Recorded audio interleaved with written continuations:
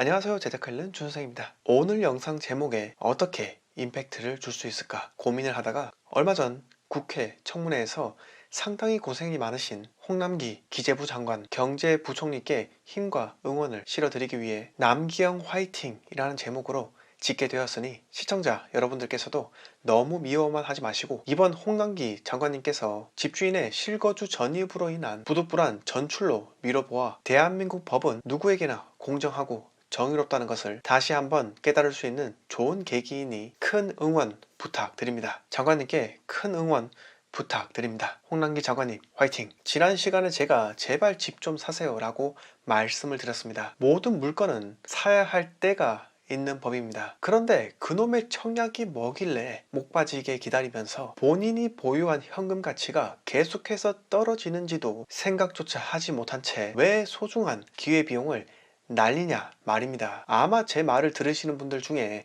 뜨끔하신 분들이 한두 명이 아니실 겁니다. 저한테 여기 청약 어떤가요? 제발 묻지 마세요. 이 말이 뭐냐면 파릇파릇한 20대 취업준비생들이 기업에 재직 중인 선배들에게 선배 이 회사 어떤가요? 제가 자소서 한번 써보려고 하는데요. 선배들은 이런 말 들으면 제일 짜증납니다. 최종 합격하고 나서 이야기해라. 이런 식으로라도 말을 해주는 선배들은 정말 착한 사람입니다. 대한민국 채용시장은 네가 어디를 원한다고 해서 갈 수 있는 곳은 아니다. 안타까운 일이지만 지금은 기업이 널 선택하는 것이다. 그러기 때문에 일단 최종까지 붙어놓고 그때 가서 고민을 해도 늦지 않다. 자 여러분, 아파트 청약되면 좋죠. 그런데 될 확률이 낮다는 겁니다. 특히 고향이 서울이 아니고 20대가 돼서야 서울 생활하기 시작하신 분들, 아니 서울 신축을 어떻게 당신 이름으로 등기 칠 수 있다고 건방지게 생각하는 겁니까? 물론 부모님한테 증여받아서 15억짜리 아파트 사는 사람 있습니다. 그런데 이런 사람들은 극히 일부분에 지나지 않는다는 사실. 자 여러분 집중하세요. 중요한 말 나갑니다. 그런데 이런 사람들 보고 자괴감 느낄 필요 전혀 없습니다. 오히려 나는 내 인생에서 부모 재력이라는 치트키를 쓰지 않았기 때문에 내 인생의 기본기를 더욱더 튼튼하게 다질 수 있는 기회다. 엄청나게 좋은 절호의 찬스다. 이렇게 생각하시라는 말씀입니다. 지난 영상에 이어 다시 한번 말씀드리지만은 서울 아파트를 못 사는 여러분들은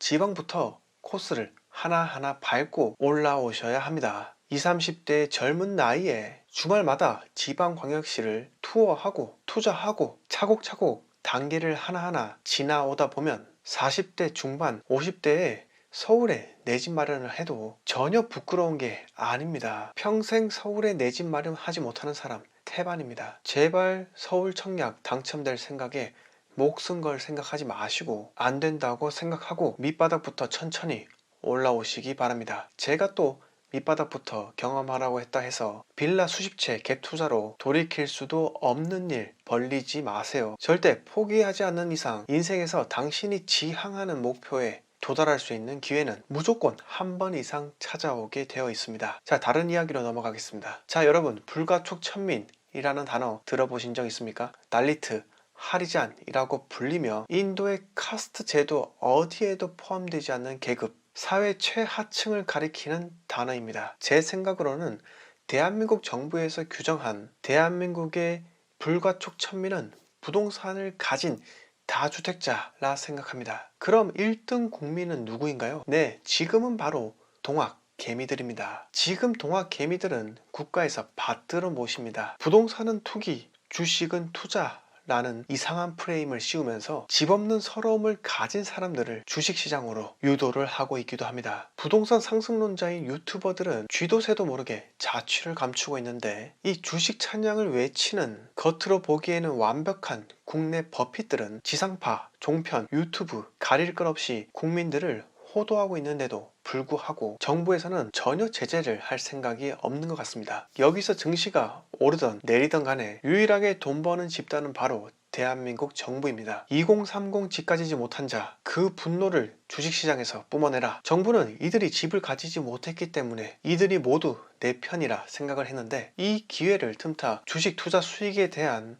과세를 강화하려고 하다가 세력이 커진 동학개미들의 집단 반발에 겁을 먹고 즉시 후퇴하게 됩니다. 주식 양도 차익에 대한 세금을 물리는 대주주 요건을 10억에서 3억으로 낮추는 걸 동학개미들이 반발하자 가족 합산해서 개인 보유분으로 완화하겠다며 어르고 달래고 있는 우픈 현실이 바로 대한민국에서 일어나고 있습니다. 이렇게 되자 동학개미들은 정부에서 주식을 장려하는 이유가 있구나, 아마 코스피가 앞으로 상승할 거야, 나도 부자가 될 수 있겠구나, 이렇게 그릇된 생각을 하게 되는데, 이 주식 조금만 하다 보면 보유 현금은 매매 회전율에 비례해서 사라지고 있다는 것을 깨닫게 됩니다. 그때가 되면 왜 내가 잃고 있지? 라고 복귀를 하게 되는데, 이때 국내 버핏들의 방송을 보고 아, 주식은 10년 이상 들고 가는 거다, 이런 말도 안 되는 논리에 세뇌를 당하고 너도 나도 가치 투자가 됩니다. 자, 그러다 보면 집을 사지도 못하죠. 이게 바로 정부에서 노린 술수입니다. 고소득자, 유주택자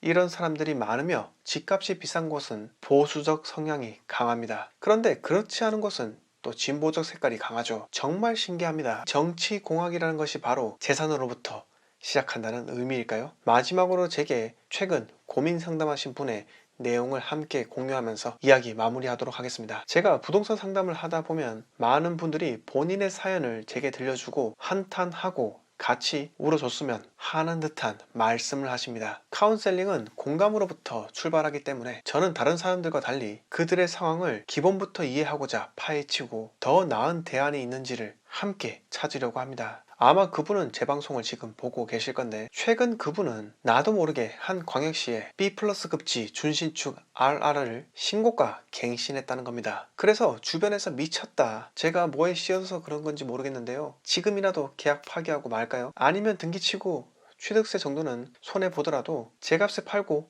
마음의 위안을 얻을까요? 이분의 사정 잘 이해합니다. 하지만 세상에는 어디에 무엇을 사야 할지 모르는 분들도 태반입니다. 그런데 고민러 분께서는 좋은 아파트를 사지 않으셨나요? 그냥 2년 보유하세요. 걱정은 집을 사지 못한 무주택자 분들이 하는 겁니다. 좋은 집을 산 사람이 떨어질까봐 걱정한다는 것은, 그것은 걱정이 아니라 본인의 욕심이 지나치게 많다는 겁니다. 그런데 그 욕심은 누군가에게는 가질 수도 없는 사치일 수도 있습니다. 이 말 반드시 기억하시고 2년 보유하시기 바랍니다. 오늘 내용 여기서 모두 마치겠습니다. 영상 마음에 드셨으면 구독과 좋아요 부탁드립니다.